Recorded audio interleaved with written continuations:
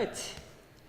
Well, yeah, I'm really excited to be here. My first question actually goes to you.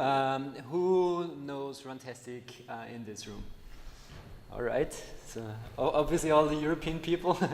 We're pretty strong in Europe and not that popular in the US. I realized that, so I prepared a small introduction. So this is Runtastic by the numbers. We're around 200 employees from 30 nations.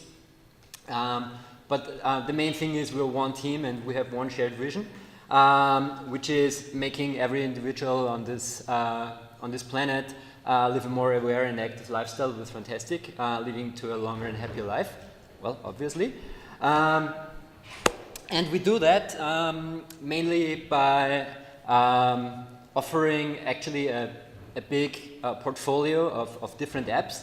So this will be the first part of my talk. I will talk about our portfolio and how everything plays together, and in how we utilize that to identify user needs, how we then categorize and segment our users, and how we target content afterwards. And finally, I will show you with some examples how we design a user journey, how we use it for upselling. So in the end, you should have a fairly good idea how our user journey looks like, how we utilize apps, and in the end, how we bring the user also to buy our premium membership. All right.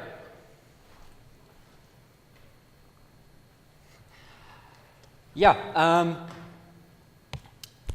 As already said, we have 4 pillars we are mainly acting on. So as you can see with the 4 app icons, one pillar is the Runtastic Cardio app, which is obviously focusing mainly on cardio workouts, but we also have an app that is focusing on strength training, namely the Runtastic Results app, one app that is focusing on nutrition tracking, and one app that is focusing on daily tracking, like sleep tracking, step tracking, and so on. And then we have a whole portfolio of satellite apps, which is mainly focusing on very narrow use cases. An example would be we have a push-ups app where you can just track push-ups or pull-ups, stuff like that. So to show you the strategy behind, I want to do this with an example from the Runtastic Cardio app. So we offer bike apps, which is a race biking app and a mountain biking app, as well as an altimeter app, which is mainly focusing on all the hiking folks. And we're using those, and as people get more engaged with those apps, we try to upsell them, cross-sell them actually, to the Runtastic Running and Fitness app, where they have the same sport types, but they have enhanced social features, they have the premium membership, they have leaderboards, stuff like that. So the whole feature set of the core apps is a lot bigger than those of the satellite apps. So we try to get all the users from those satellite apps to the core apps. And finally, if they get engaged with the core apps and they want more, we try to bring them towards our premium membership. And the premium membership focuses, as said, on those core apps as well, and you will get benefits in the Runtastic Running and Fitness app, but you will also get benefits in all the other core apps, such as the Strength app, the Nutrition app, or the Daily Habits app. All right.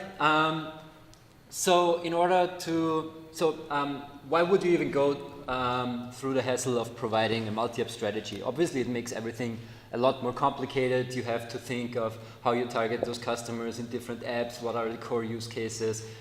Tracking gets really tricky because you have to integrate many different data sources and so on. So we segmented our users and we looked at the numbers. So users who download the Runtastic app from the App Store, who find it organically, they actually convert not so bad, but well, as you can see, there is lots of room for improvement. Then users which we target via advertising and who always fall within a certain category, they already convert a lot better, but obviously the best cross-selling we achieve if users already are familiar with one of the Runtastic apps. They already have a trusting relationship with the brand and with the apps. So obviously those users convert really the best then to the premium membership. Yeah, as a side note, I've also prepared a slide for you to show the difference between our very successful and like our first app, the Runtastic app, and the results app, which is a lot newer because yeah, with the results app, we have 80% of our users coming from user acquisition. And with the Runtastic app, we get the same amount of users just by organic downloads, which should illustrate the point that we really have to focus a lot on how we segment those users, how we categorize them, and then how we can target them in the best way to individualize the content. So, how do we do that? One example is how we try to upsell our premium membership. Obviously, Runtastic is, we didn't have any funding from the beginning, so monetization was always a really, really big topic for us. So we were playing around with different kinds of subscriptions, 7-day trials, and also offer campaigns, stuff like that. And here is an example what we found that was really, really successful for us. So we have, for all new users, we offer them a 7-day trial, which is actually a pretty limited audience of users. But actually they convert pretty well on day 0. We found that in our data. And we also found that those users are really likely to convert from the free trial to the paid subscription. But obviously the new users are a very limited audience. So after 1 month, if they are really getting engaged and active, we target them with another 7-day trial, which is then focusing on the more engaged user base. These users are not that of a high quality like the new users, but they still convert very well to the 7-day trial. And the last thing, and this is actually where personalization comes in the best way, is that we use those minus 40% offer as a way to reward the user. So if you, for example, you did your first marathon or something like that, we would send you an offer with, hey, you did a great job, and by the way, here is a perk, save minus 40% with premium, and do even better for the next marathon. So not only that we target the in-app messaging in a really extensive way, we also do a lot with our newsletter messaging. So our core metrics that we are reacting to, of course, is the key app a user is using, but also if the user is a premium user, so we still have some apps where the user does not need to log in. So the user status plays a big role. And also how active a user is, if he is like using the app on a very frequent basis, and of course on location and language. So in this example with the newsletter, it's actually something we're very proud of, that we can also offer live workout parties. And in this case, this was an example from an offer we had in Italy. The user was located near Milano. So when we had the live workout party there, we had a specially targeted newsletter that was focusing solely on the live workout party for those users, and for all other Italian users, there was different content. Another example is from a campaign we had to re-engage our users. So 15 minutes after the workout, we sent them a push message which would link to a blog post that would include certain meals that a runner could eat after his workout. So obviously you have to target this content very well. We see lots of engagement for those users who are, for example, focusing on weight loss, on muscle gain. So those would really react well on this blog post. And within this test, we got a 90% increase in actually the blog engagement, which was a really nice number, even for us, and a nice learning. Yeah. Finally, if you make up the whole communication for premium, there's obviously a lot of back and forth. And we took some of the learnings we had in the past with those experiments on the premium subscription, and we set up a new project to redesign our whole premium communication within the apps, but also in the web. We, for example, saw that that we shouldn't overwhelm the user with too much information and too much content on a single page. Also, we found that upselling just a huge list of features won't convert our users very well. So we decided we will go for a version where we have these guided benefits, which are like the four key benefits of the premium subscription. This is, for example, goals and guidance, feedback and motivation. Also, that nutrition is a key part of your workout, and if you want to improve, you need to watch your nutrition. And one very general thing that is called no ads, all benefits, where we then also have multiple features in, and and obviously that the user can use the service without any ads. So how would this look like? We redesigned the whole premium paywalls and tested it extensively. So here you can see 3 screens we then compiled out of those new premium communication guidelines. And in the end, we actually saw 40% uplift in premium sales, which is actually a pretty nice number. The project in this case was pretty successful. Yeah, finally, bring it all together. We at Runtastic, we believe that a customized, really personalized premium user journey in general is really helping our success.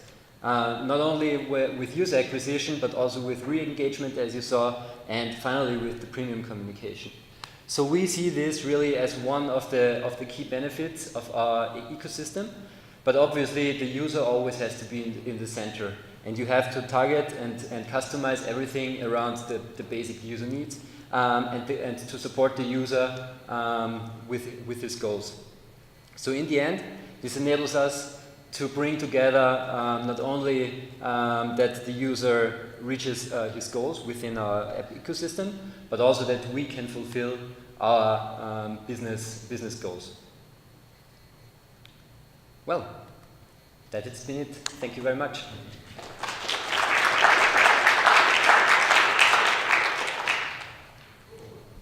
Thank you, sir.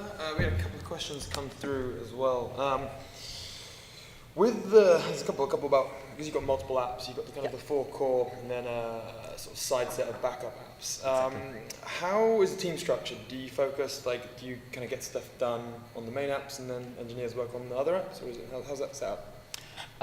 So at Runtastic we have 4 big teams that are focusing on the 4 core squads, 4 core apps, and for each core app we have certain apps that kind of match the use case, and the team is with the first priority working on the core app, and with the second priority then on those satellite apps with the limited use case. Okay.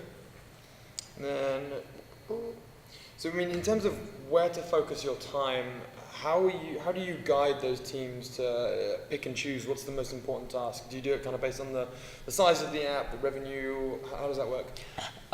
So all of those apps have certain strengths and weaknesses. For example, the strength app is focusing on the premium subscription. So obviously the team's goal is mainly selling premium and finding the best way how to provide premium content.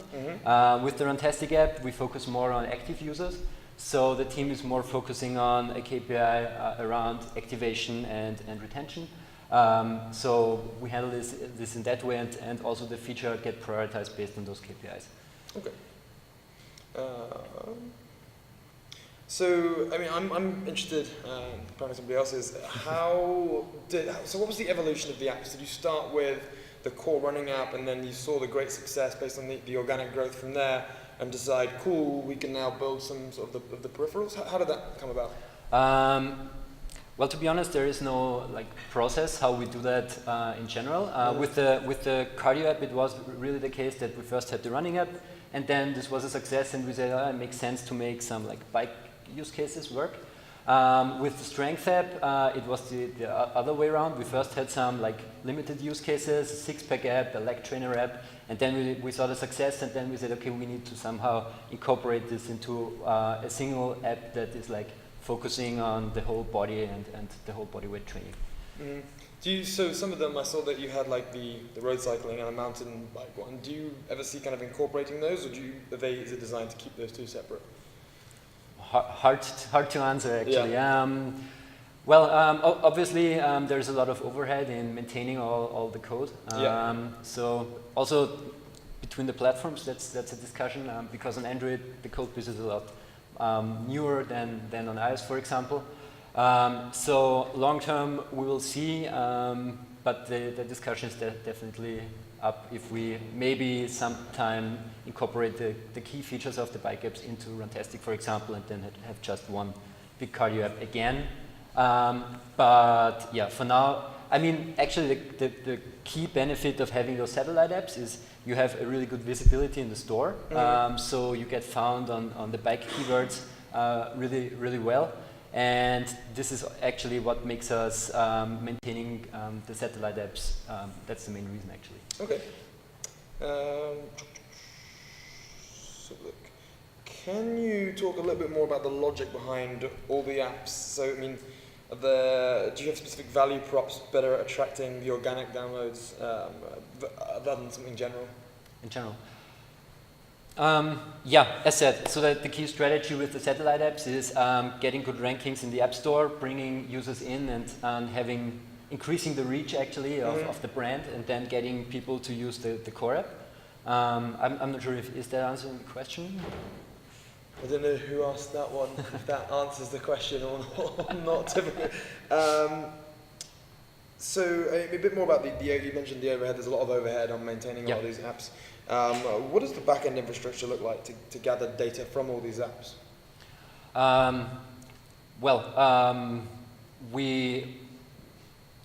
We have a good team working in backend, actually on every of those like 4 core apps, and they are also maintaining the whole backend infrastructure for the satellite apps. Obviously, this is a real challenge for us sometimes, as the whole backend infrastructure, at least for the core apps, has to be really stable, and we want to provide a really good value here for our users.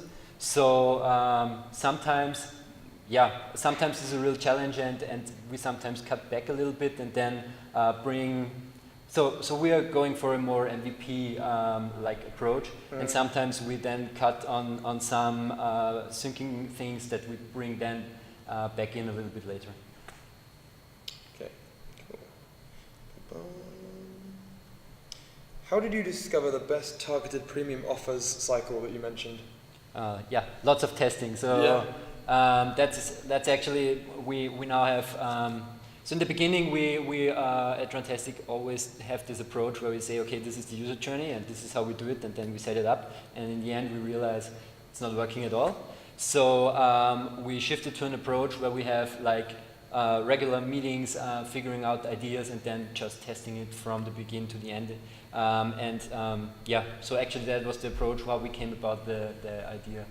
Was presenting how we target the specific offers and the 7-day trials, and all of these approaches were really tested very well and quickly actually. So took biweekly iterations. Okay.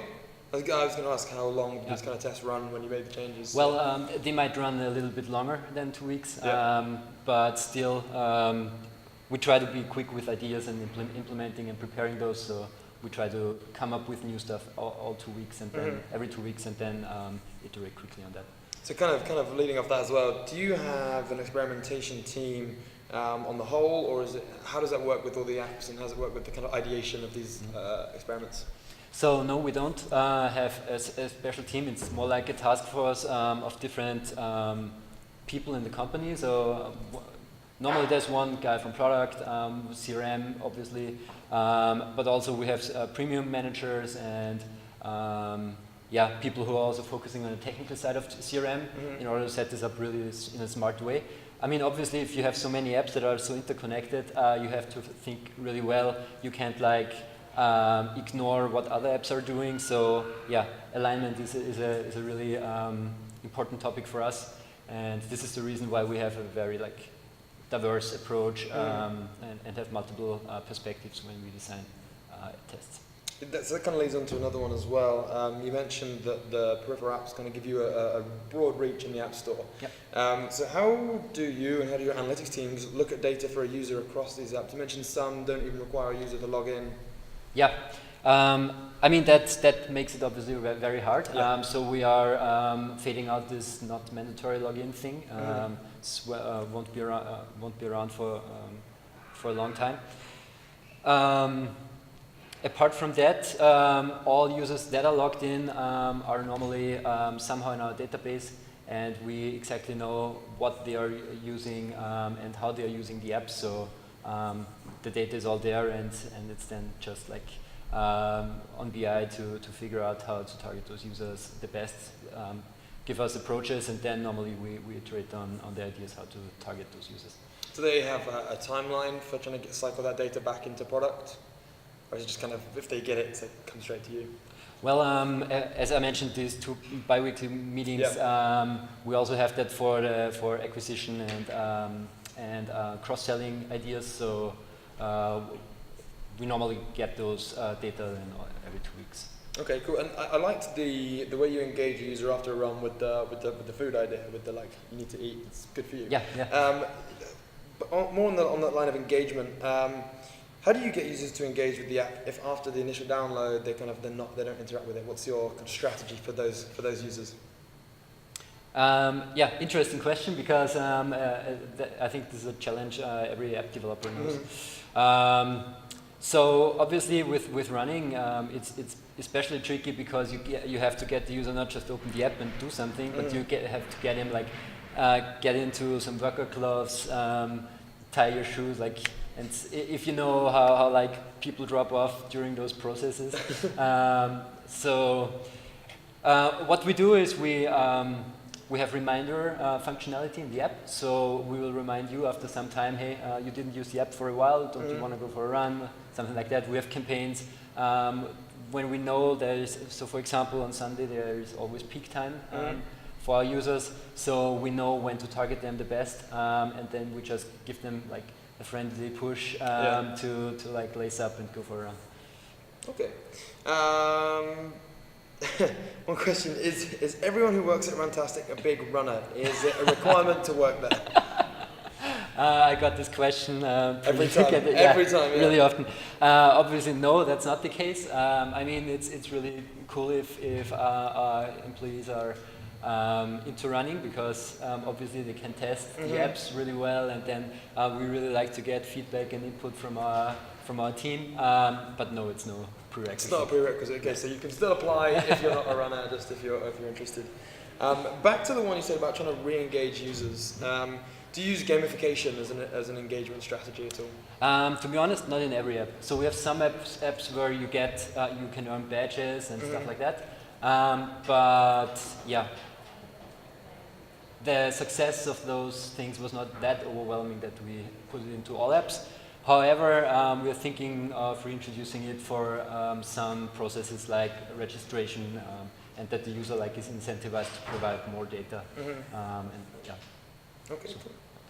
Let's check here. I think that's about it actually from the Slido questions. Did anyone have any kind of in-person questions you can think of right now? Just to ask me to throw in. Yes, sir. How do you, all the re-engagement campaigns you do, what's your metric of success to know if you're setting a push on Sunday, is it actually working or not working? Yeah. So actually, we try to track the funnel. We see the push open rate. We see then how many of those users actually track a run. So that would be the success metric. But generally, we are looking at monthly active users and those very basic metrics. Yeah. Anyone else? Any other last-minute audience questions? No. All right, guys. Well, let's give it up for Benedict. Thank you, sir. Thank you for that.